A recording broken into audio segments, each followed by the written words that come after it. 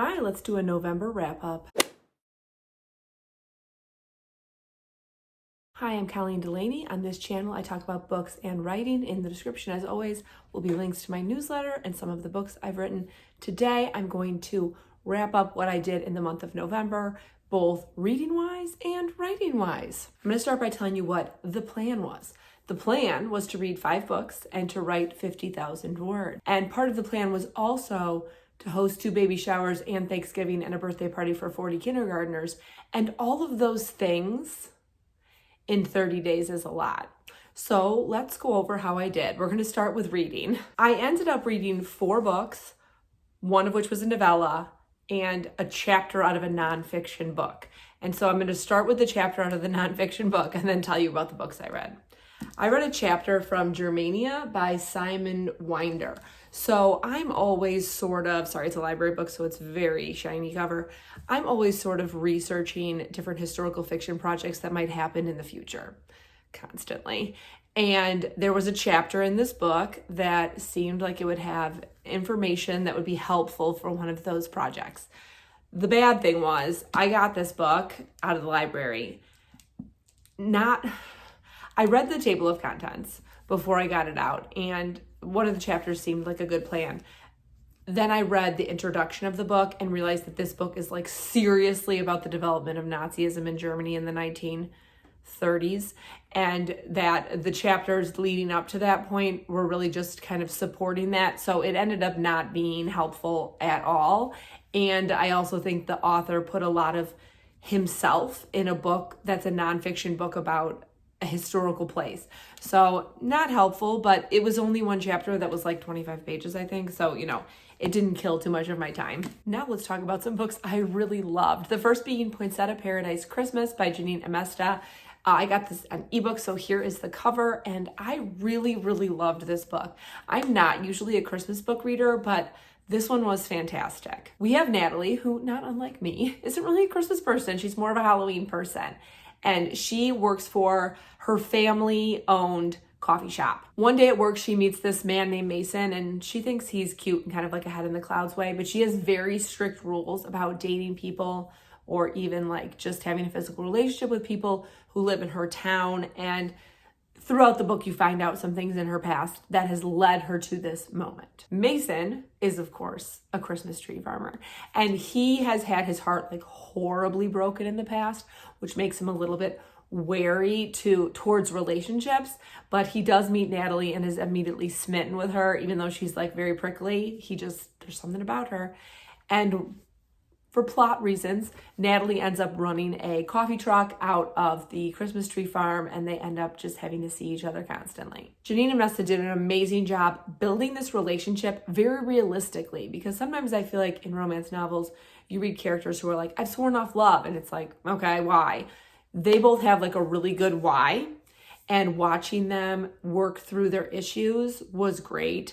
I'm very jealous of how well she can build a relationship because, as writers, we always think about things that are hard for us. And I think that's one of the things that's hard for me in writing romance. It's like realistically building a relationship, and she did a phenomenal job. If you're looking for a super cozy, but like a book with enough conflict to like be a really good book to read this Christmas with spice, not like hard spice, but there's spice in it, I really recommend The Poinsettia Paradise Christmas. I enjoyed it thoroughly. Next book I read in November was The Unmaking of June Farrow by Adrienne Young. This is a contemporary fantasy, and I really enjoyed this book. June Farrow is from a long line of women who basically go insane. So every woman in her family has hit a point in which they start hallucinating and they slowly go insane, or they like disappear. Like they just get the hell out of their town. June is in her early 30s. Her grandmother has just died, and her grandmother was insane at the end. Her mom disappeared when she was a child, and she is starting to have these visions of like people that aren't there and things that aren't there. Mainly she's seeing a door, and she's trying to ignore it, and then a family friend talks to her and is like, you need to go through the door. And she's very confused, but the next time she sees it, she does. I don't want to give away like anything in this book, so I'm going to stop my description there. But this book has to do with time travel. It's got a great mystery in it, and I really loved how Adrienne Young wove this story. It's a medium-paced book.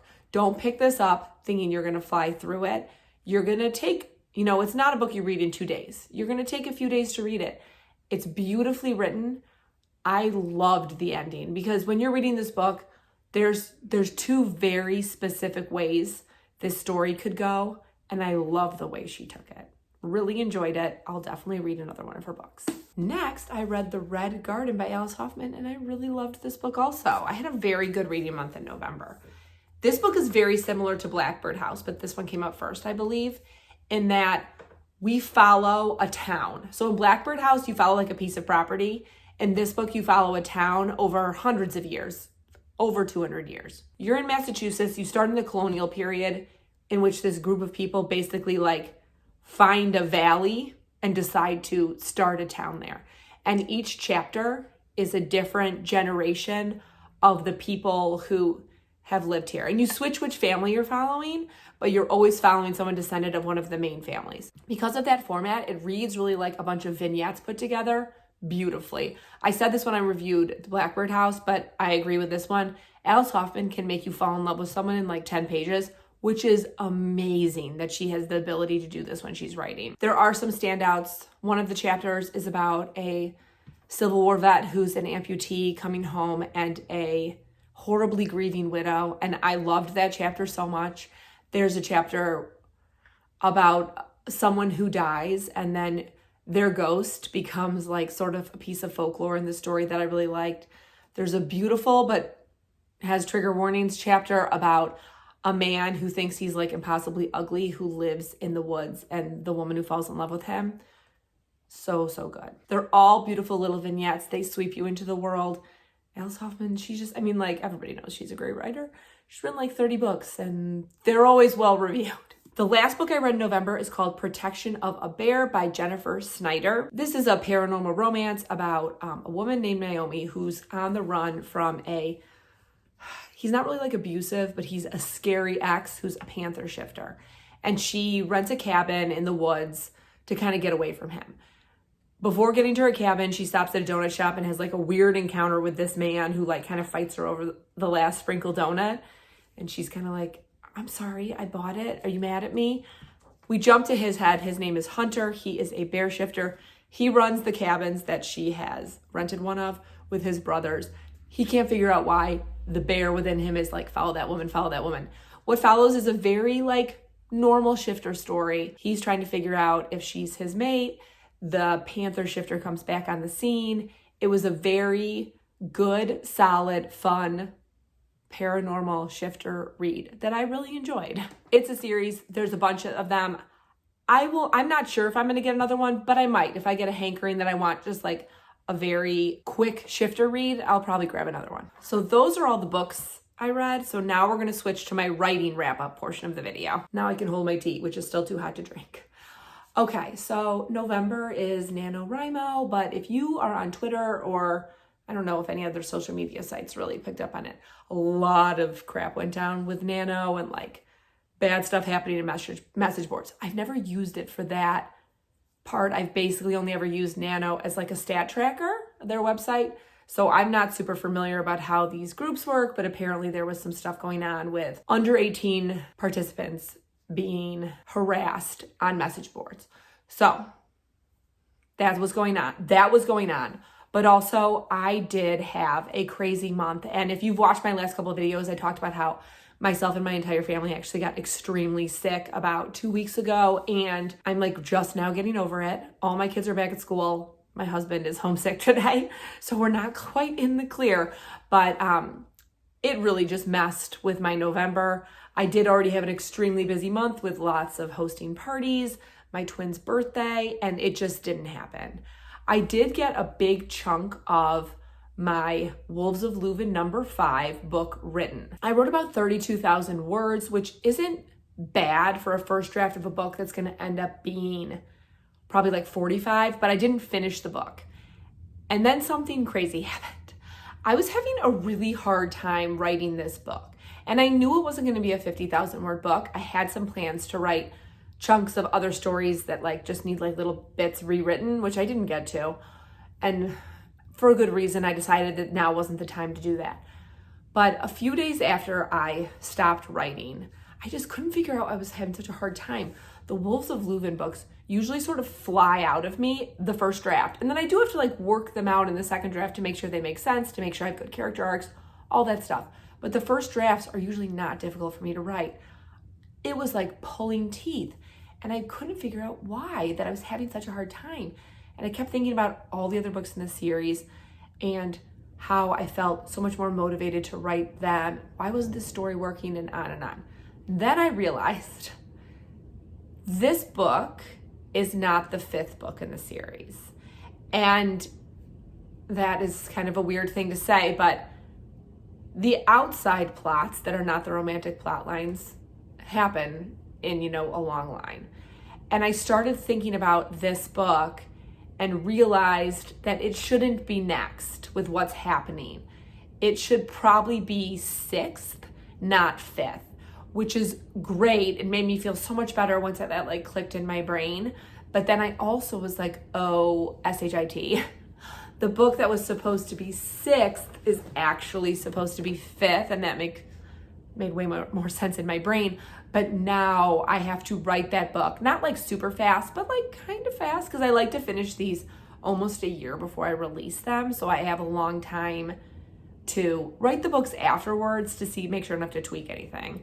And then also like edit them, send them to my betas. I like to be very ahead of my schedule with my indie releases, kind of like traditionally published, just to give you a frame of mind. I have my traditionally published book is coming out in May, and I finished writing that book in 2021. So I think, was it 2021? Yeah, 2021. So, usually a book is finished for a very long time before you publish it. And so now I feel a little bit of pressure that I need to sort of hurry up and write a first draft of the new book number 5. So I'll probably do that this winter. It would have been really helpful if I had figured this out in October, but I sort of feel like I needed to try to write this book for me to realize it didn't belong at this point in the series. So that is my writing wrap up of the month of November. It's a little disappointing, but here's the bright side. Usually I am so burnt out from Nano in the month of November that in December I can't do any writing work, which wasn't going to work this year. This morning I just finished a final edit of The Wolves of Leuven number 3 because it's going to my editor very soon. It's coming out in early winter, and I have some editing stuff I have to do for my traditionally published book coming out in May. So it's kind of nice that I don't feel writing burnout right now like I usually do. I'm filming this on December 1st. Usually most December 1st, I'm not opening my computer till the new year. And I don't feel like that. I feel very much like I will probably take this weekend off because I just did a ton of editing the last couple days. And then on Monday, I'll be ready to jump back in to the writing game. So that's my wrap up. The month of November did not go to plan, obviously, but I still got a big chunk of writing done, which I will be able to edit that into, at least parts of it, into the eventual first draft of that book. It's funny, I don't want to give any spoilers of titles and stuff like that, so I'm just going to keep calling it that book. And I read 4 books in a chapter, which is not terrible for the month that I had. If you're still around and you want to tell me the best book you read in November, I would love to hear it. If you attempted NaNoWriMo, let me know what you did. I hope you finished it, and if not, I hope you still feel good about whatever progress you made, because no matter what, if I hadn't been attempting Nano, I never would have been motivated to write 32,000 words this terrible month. I would have probably got maybe 10,000 done. So, it helped me get a lot of words onto page, which I may or may not use at some point in the future. They're still there if I need them. And if you've made it this far in the video and you don't want to write words, you can pick. Either give me a pen emoji or a big stack of book emojis or a weather-related emoji. Today we're having a crazy downpour, which I'm very happy because we had snow already. And while snow is beautiful, snow with 4 kids isn't that much fun because of getting snow pants and hats and gloves and all that stuff to school every day and hoping they come home is a lot. So I'm happy our snow melted. We're supposed to get snow again in a couple weeks. Perfect. That's when I wanted to start right around December 21st. As always, I hope you're in the middle of a good book, about to start reading a good book, or about to start writing a great book. I'll see you soon.